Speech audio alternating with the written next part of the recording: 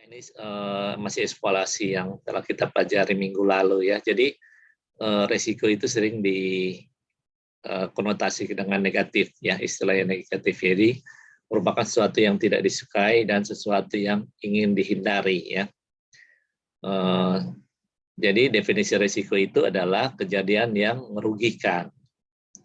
Nah, resiko juga dilihat dari segi investasi adalah kemungkinan adanya penyimpangan hasil atau keuntungan dari yang diharapkan.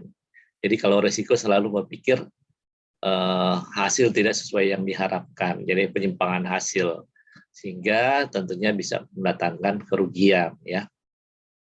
Nah, resiko perusahaan itu adalah suatu peristiwa yang mungkin terjadi dalam operasional perusahaan sehingga dapat mengakibatkan kerugian bagi perusahaan. Jadi itu resiko perusahaan ya. Nah, ini risiko dan kondisi ketidakpastian ya. Nah, risiko itu muncul karena adanya ketidakpastian ya. Minggu lalu kita sudah sempat singgung ini ya. Jadi di dunia ini kita dihadapkan pada banyak ketidakpastian. Contoh, hari ini bisa hujan, bisa juga tidak ya. Nah, tadi di Tomohon tadi cuaca sudah gelap, awan sudah gelap, tapi ternyata cuma gerimis ya, tidak hujan lebat ya. Kemudian contoh yang lain, jadi investasi bisa untung ya. Nah, di mana harga sahamnya naik dan bisa juga investasi itu bisa rugi ya apabila harga sahamnya turun ya. Nah, ketidakpastian dalam berbagai aspek kehidupan akan menimbulkan risiko yang harus dihadapi oleh manusia tentunya. Nah, ketidakpastian itu ada tingkatan dan ada karakteristiknya ya. Nah, ini tingkatan ketidakpastian ya. Jadi pertama itu ada yang tingkat ketidakpastian. Jadi tingkat kepastian itu ada yang namanya tidak ada atau pasti ya. Jadi ketidakpastiannya tidak ada atau pasti ya. Nah, karakteristiknya hasil bisa diprediksi dengan pasti ya. Jadi kalau sesuatu yang pasti tentunya kita bisa prediksi ya. Contohnya hukum alam. Jadi misalnya kalau hukum alam, contohnya kalau ada pelangi itu biasanya muncul setelah adanya hujan ya. Nah, jarang sekali muncul pelangi kalau tidak ada hujan. Kemudian yang berikutnya tingkat ketidakpastian yang kedua adalah ketidakpastian objektif. Jadi karakteristiknya adalah hasil bisa diidentifikasi dan probabilitas diketahui. Contohnya misalnya permainan dadu dan permainan kartu ya. Jadi hasilnya bisa diidentifikasi dan probabilitas atau kemungkinan bisa diketahui ya. Jadi kalau orang main dadu kan kita bisa tahu kemungkinan yang bisa terjadi. Begitu juga dengan permainan kartu ya. Malah yang sekarang yang populer ada misalnya permainan kartu bridge ya, atau kalau kita kenal juga hari-hari ada juga yang dikenal juga dengan nama permainan domino ya. Nah, itu kita bisa probabilitasnya kita bisa ketahui ya. Kemudian yang tingkat ketidakpastian yang ketiga adalah ketidakpastian subjektif. Tadi objektif, ini subjektif. Hasilnya itu bisa diidentifikasi, tapi probabilitas tidak diketahui. Ya. Jadi probabilitasnya tidak diketahui. Contohnya misalnya kebakaran, kemudian kecelakaan mobil, investasi. Nah, itu ketidakpastian subjektif. Jadi ini bisa diidentifikasi tetapi probabilitas atau kemungkinan tidak diketahui. Kemudian tingkat kepastian yang keempat itu sangat tidak pasti. Jadi kalau sangat tidak pasti, karakteristiknya adalah hasil tidak bisa diidentifikasi dan probabilitas tidak diketahui. Contohnya eksplorasi angkasa luar ya. Jadi kita lihat dari karakteristik di sini ya. Kalau di tingkatan pertama hasil bisa diprediksi dengan pasti, kemudian tingkatan kedua hasil bisa diidentifikasi, dan probabilitas diketahui, itu tingkat 2. Nah, karakteristik yang keempat, hasil bisa diidentifikasi, tetapi probabilitas tidak diketahui. Kalau tadi diketahui, ini tidak diketahui. Dan yang terakhir, hasil tidak bisa diidentifikasi dan probabilitas tidak diketahui. Nah, ini tingkat ketidakpastian ya. Nah, ini kalau kita bicara tentang fluktuasi ketidakpastian, ketidakpastian itu dapat tercermin dari fluktuasi pergerakan yang tinggi. Jadi makin tinggi fluktuasi, makin ketidakpastian semakin tinggi ya. Makanya kalau dalam penelitian-penelitian, dalam pembuatan skripsi selalu dicari data yang fluktuasinya tinggi ya. Jadi naiknya secara tajam dan turunnya secara tajam. Nah, itu merupakan masalah. Kenapa dikatakan masalah? Karena ketidakpastiannya tinggi ya. Nah, saham atau bisa juga disebut forex atau harga minyak sampai dengan harga listrik itu mengalami fluktuasi meskipun dengan tingkat fluktuasi yang berbeda-beda. Nah, risiko ada di mana-mana, mencakup berbagai instrumen dalam kehidupan ya. Jadi fluktuasi dari ketidakpastian ini bisa terjadi di saham, harga minyak, harga listrik, dan yang lain-lainnya. Nah, tentunya kalau adanya ketidakpastian ini akan memunculkan risiko ya. Nah, ini fluktuasi tahunan ya, berdasarkan tipe instrumen ya. Jadi ini contohnya fluktuasi ya. Jadi misalnya ini 0%, 50%, 100%, sampai 250%. Ini yang ke kanan ini adalah indeks ya. Indeks saham ya. Indeks saham berdasarkan Standard & Poor's 500 ya. Jadi ini 14%, kemudian Dow Jones 12%, obligasi dari Lehman Corporate itu 6%,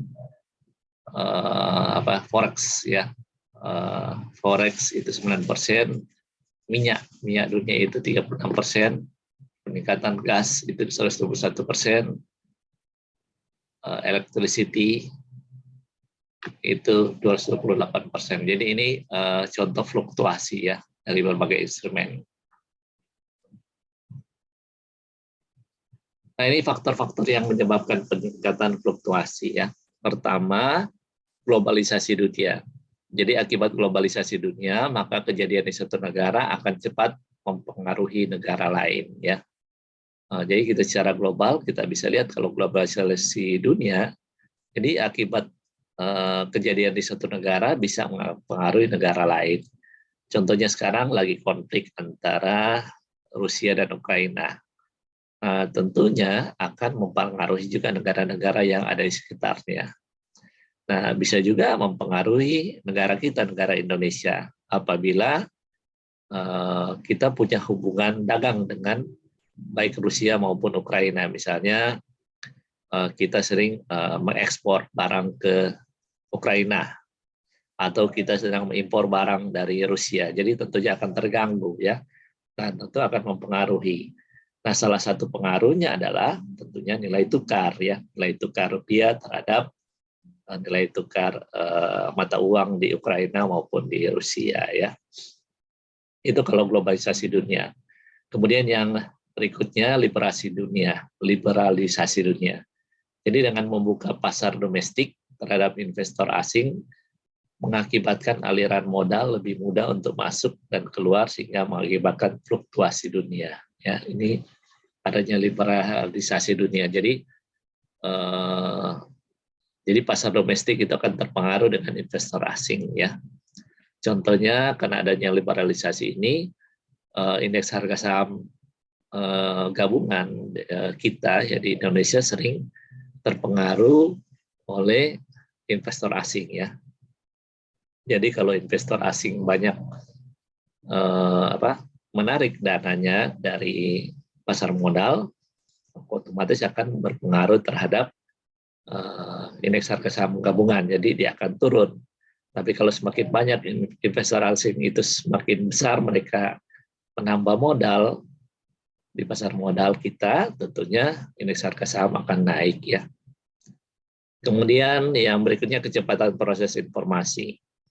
Nah, teknologi yang semakin maju mendorong investor atau pelaku pasar untuk lebih cepat memperoleh informasi dan bereaksi cepat terhadap informasi tersebut sehingga mendorong fluktuasi harga semakin tinggi ya. Nah, selanjutnya kita bicarakan sedikit tentang tipe-tipe risiko ya. Nah, ini tipe-tipe risiko pertama ada yang namanya pure risk atau risiko murni. Dan ada juga namanya spekulatif risk atau risiko spekulatif. Nah, kalau risiko murni itu adalah risiko di mana kemungkinan kerugian ada, tetapi kemungkinan keuntungan tidak ada.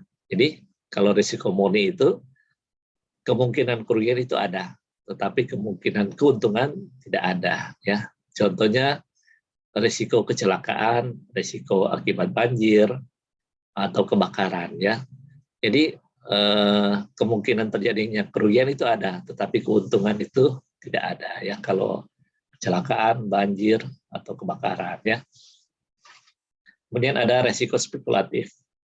Kalau risiko spekulatif, risiko di mana kita mengharapkan terjadinya keuntungan, tetapi sering juga tidak dapat menghindari kerugian.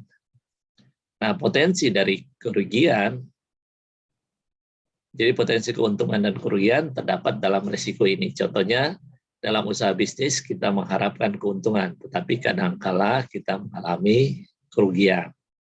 Contohnya misalnya kalau kita trading di pasar modal, ya, kita jual beli saham, ya. Risikonya kan di situ besar ya. Nah, di situ nama itu ya contoh dari risiko spekulatif. Nah, ini kategori risiko ya. Jadi ada pure atau murni dan risiko spekulatif. Nah, risiko pure atau risiko murni ini bisa terdiri dari risiko statis dan risiko dinamis. Kemudian kalau di risiko statif ada yang subjektif dan ada objektif. Demikian juga dengan risiko murni. Yang dinamis itu ada subjektif dan objektif. Nah, hal yang sama juga berlaku di risiko spekulatif ya. Ada statis dan dinamis, di mana statis terdiri dari subjektif dan objektif, dan dinamis juga ada subjektif dan objektif ya. Nah, ini kita bicarakan sedikit ya tentang kategori resiko ya. Nah, pertama ini resiko statis. Resiko statis itu muncul dari kondisi keseimbangan tertentu. Jadi contohnya resiko terkena petir merupakan resiko yang muncul dari kondisi alam tertentu. Karakteristik resiko ini tidak berubah dari waktu ke waktu ya. Jadi karakteristiknya atau ciri-cirinya itu tidak berubah dari waktu ke waktu. Itu namanya resiko statis ya. Kemudian yang kedua itu resiko dinamis. Resiko dinamis muncul dari perubahan kondisi tertentu. Jadi ada perubahan kondisi tertentu ya. Contohnya perubahan kondisi masyarakat, perubahan teknologi, itu memunculkan resiko baru. Misalnya jika masyarakat semakin kritis, sadar akan haknya, maka resiko hukum atau legal risk itu akan muncul. Karena masyarakat lebih berani mengajukan gugatan hukum. Nah, itu namanya risiko dinamis. Nah, sedangkan kalau risiko objektif itu adalah risiko yang didasarkan pada observasi parameter yang objektif. Contohnya fluktuasi harga di pasar modal untuk return saham sebesar 25%. Nah, ini merupakan risiko objektif. Nah, bagaimana kalau dengan risiko subjektif? Risiko subjektif ini return saham sebesar 25% dinilai berbeda oleh masing-masing investor. Jadi investor satu menyatakan risiko 25% ini masih wajar, tapi ada yang lain bilang tidak wajar. Ada yang masih terima, ada yang tidak. Ya, itu subjektif ya, tergantung dari persepsi masing-masing. Nah, ini contoh-contoh dari risiko murni ya. Jadi risiko aset pertama tipe risiko aset fisik ya. Jadi risiko yang terjadi karena kejadian tertentu berakibat buruk atau berakibat kerugian pada aset fisik organisasi. misalnya kebakaran yang melanda gudang atau bangunan perusahaan. Nah, itu namanya risiko aset fisik ya. Kemudian yang contoh risiko murni yang lain adalah risiko karyawan. Jadi risiko karena karyawan organisasi yang mengalami kerugian. Jadi contohnya misalnya kecelakaan kerja mengakibatkan karyawan cedera. Kegiatan operasional menjadi terhambat tentunya. Kalau karyawan cedera tentunya kan dia tidak masuk, dia istirahat di rumah, dia tidak bisa melakukan pekerjaannya sehingga kegiatan operasional menjadi terhambat. Nah, berikutnya adanya risiko legal. Risiko legal ini merupakan risiko kontrak tidak sesuai yang diharapkan. Jadi dokumentasi yang tidak benar. Jadi akibat dari dokumentasi yang tidak benar. Ini risiko legal ya. Jadi contohnya terjadi perselisihan sehingga perusahaan lain menuntut ganti rugi yang signifikan, yang pengaruhnya besar ya. Jadi karena adanya kontrak yang tidak benar ya. Apakah kontrak jual beli atau kontrak memasok barang atau apalah ya yang karena dokumentasinya tidak benar, nah ini bisa apabila terjadi perselisihan maka perusahaan akan rugi karena dituntut membayar ganti rugi misalnya. Ini contoh-contoh risiko murni ya. Nah ini kalau contoh-contoh dari risiko spekulatif. Contohnya misalnya risiko pasar. Jadi risiko pasar itu risiko yang terjadi dari pergerakan harga pasar.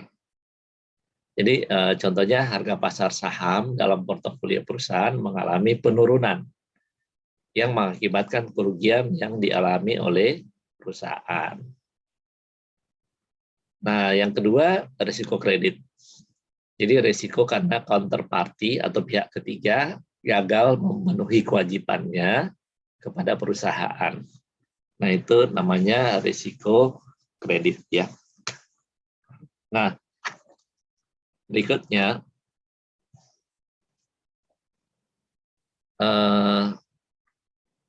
contohnya adalah debitur tidak bisa membayar cicilan bunga dan pokok pinjaman ya. Ini contoh dari risiko kredit ya. Nah, akibat debitur atau peminjam yang tidak bisa membayar cicilan bunga dan pokok pinjaman, otomatis akan merugikan misalnya bank ya, karena dia tidak mendapatkan dana di saat itu ya. Nah, yang berikut contoh yang lain adalah risiko likuiditas. Risiko likuiditas ini adalah risiko tidak bisa memenuhi kebutuhan kas. Jadi perusahaan tidak memenuhi dana kas untuk memenuhi kewajibannya ya. Jadi misalnya kasnya tinggal sedikit, padahal dia harus membayar misalnya bayar listrik misalnya 2 juta. Nah di kas perusahaan yang ada cuma 1 juta, otomatis dia tidak bisa membayar listrik. Nah kalau pembayaran listriknya tertunda, bisa aja sambungan listrik bisa diputus dan itu akan mengganggu mengganggu operasional juga perusahaan ya. Nah, ini risiko operasional. Jadi risiko kegiatan operasional yang tidak berjalan lancar dan mengakibatkan kerugian ya. Jadi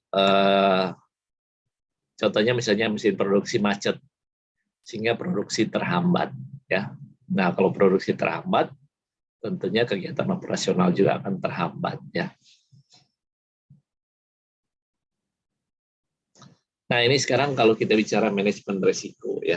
Manajemen risiko yang akan dipelajari ini terkait dengan konteks organisasi atau perusahaan, yaitu bagaimana suatu organisasi mengelola risiko yang dihadapinya. Jadi bagaimana sih suatu organisasi atau suatu perusahaan itu mengelola risiko yang dihadapinya. Nah, dalam mengelola risiko ini tentunya ada proses dari manajemen risiko itu sendiri ya. Ada 3 ayat. Pertama itu identifikasi risiko, kemudian yang kedua itu evaluasi dan pengukuran risiko, dan ketiga adalah pengelolaan risiko ya. Jadi ada 3 ya proses manajemen risiko. Jadi identifikasi, evaluasi dan pengelolaan ya. Nah ini kalau identifikasi risiko ya. Identifikasi risiko dilakukan untuk mengidentifikasi risiko-risiko apa saja yang dihadapi oleh organisasi atau oleh perusahaan. Jadi ada beberapa teknik untuk mengidentifikasi risiko. Misalnya dengan menelusuri sumber risiko sampai terjadinya peristiwa yang tidak diinginkan. Jadi misalnya mengapa kompor gas itu meledak? Jadi ditelusuri kenapa dia sampai meledak. Oh, ternyata dari hasil penelusuran ternyata ada gas yang bocor ya.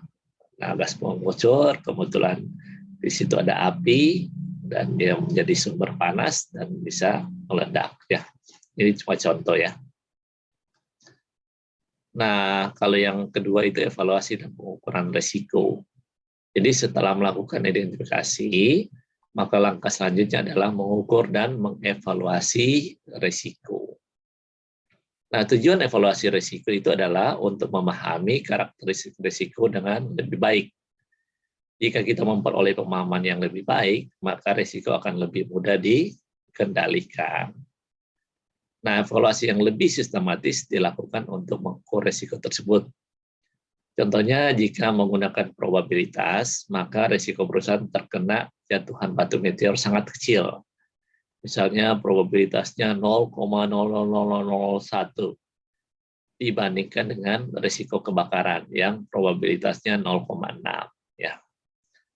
Jadi perusahaan bisa lebih fokus terhadap antisipasi risiko yang tentunya lebih besar. Nah, itu kalau kita bicara evaluasi dan pengukuran risiko ya. Jadi tentunya yang perlu diperhatikan adalah risiko mana sih yang paling besar berpengaruh terhadap perusahaan. Nah, ini kalau kita bicara pengelolaan risiko ya. Nah, pengelolaan risiko itu bagaimana ada strateginya ya. Pertama penghindaran, kemudian yang kedua retention, ketiga diversifikasi, keempat transfer risiko, kelima pengendalian risiko, dan terakhir pendanaan risiko.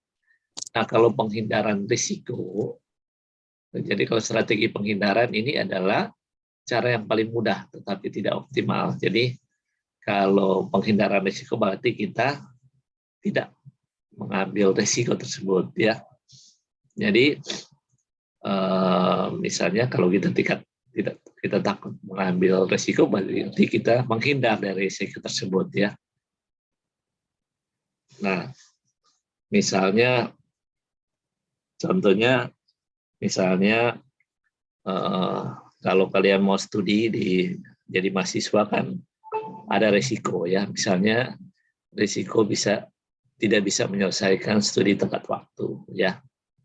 Atau risikonya harus menyediakan uang yang besar sejumlah tertentu ya, karena memenuhi biaya-biaya ya. Nah, kalau orang tua kalian takut mengambil risiko, berarti dia tidak akan menempuh risiko itu ya, menyekolahkan kalian di bangku pendidikan seperti ini ya.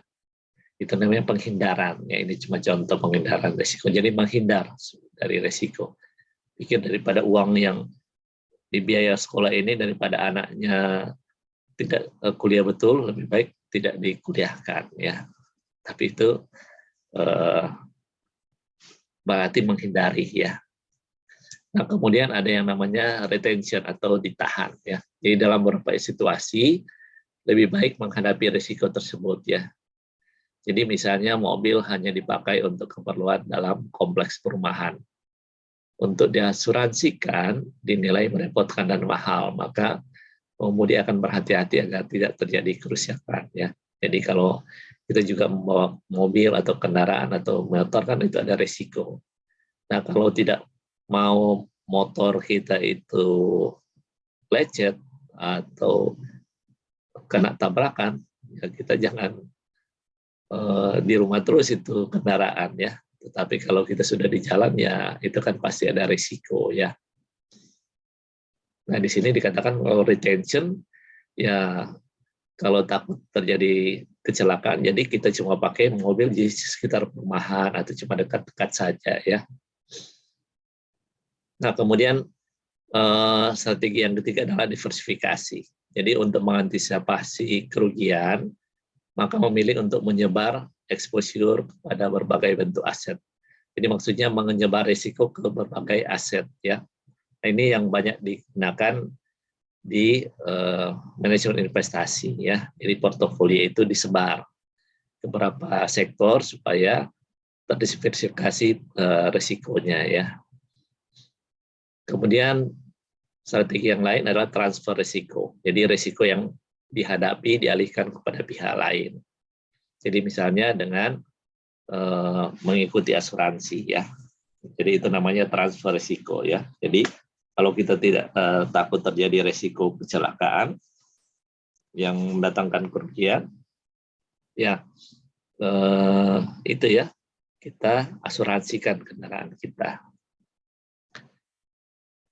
Dan berikutnya adalah pengendalian risiko. Pengendalian risiko ini merupakan usaha untuk mencegah dan menurunkan probabilitas terjadinya risiko kerugian.